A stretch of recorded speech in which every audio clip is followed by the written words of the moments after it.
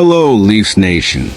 Welcome back to Boys in Blue News, the place where you always stay one step ahead of everything happening with the Toronto Maple Leafs. And today we have an urgent and extremely important update about the most delicate situation the team is facing right now. The 2025-26 season is approaching quickly, and with fewer than 30 games before it begins, Toronto is staring at a scenario no one wanted to relive. Yet another serious goaltending crisis. If you're new here, make sure to hit like and subscribe so you don't miss any detail of this final stretch of preparation. Now, take a deep breath with me, Leafs Nation, because we're diving straight into today's major update.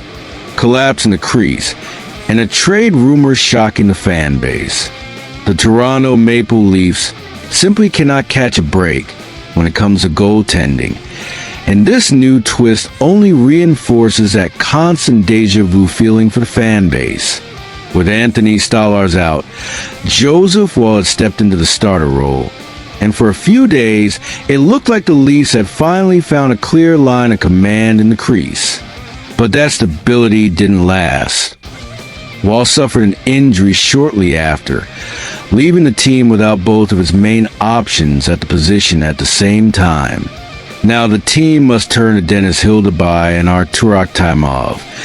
Two young goalies still try to prove they can withstand NHL pressure in an effort to keep the ship afloat while they wait for answers, either from the medical staff or the market. It's an especially difficult situation because Toronto has spent years searching for the opposite: consistency, predictability, and a quiet stretch in net. Instead, the team faces yet another chapter of instability at the position. But nothing made more noise today than the trade simulations that took over the internet. Among all the proposals, one stood out and quickly became the most discussed topic among fans. A hypothetical deal sending Joseph Woll to the St. Louis Blues in exchange for Jordan Binnington. On paper, of course, adding a Stanley Cup champion sounds like an immediate solution, especially when the name involved is a goaltender being mentioned as a potential starter for Team Canada at the upcoming Olympics. However, once you look more closely at the numbers, the salary cap, and the structural impacts of such a move, the deal shifts from exciting to nearly unworkable. Binnington earns twice as much as Woll, and taking on that contract would push Toronto's cap hit into unsustainable territory. That would force the front office to give up important assets just to make the math possible, a luxury the Leafs simply cannot afford right now. Even in a scenario where the Blues agreed to retain part of Binnington's salary, Toronto does not have spare pieces to construct a competitive package. Names like Nick Robertson and Kaye Jarnkrok were mentioned in online discussions, but realistically, if St. Louis were truly open to moving their starting goalie, the asking price would be far higher than Woll plus a bottom six forward. This discrepancy makes the negotiation disconnected from reality for both teams, but especially for Toronto, which would sacrifice depth and cap flexibility only to open another hole elsewhere in the roster. That's why, despite the noise and the speed with which the rumor spread, the trade makes no competitive, financial, or strategic sense.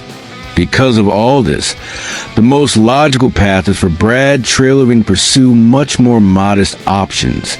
Goalies like Laurent Brossoit or Alex Lyon, names already mentioned in recent analyses, and who fit the profile perfectly.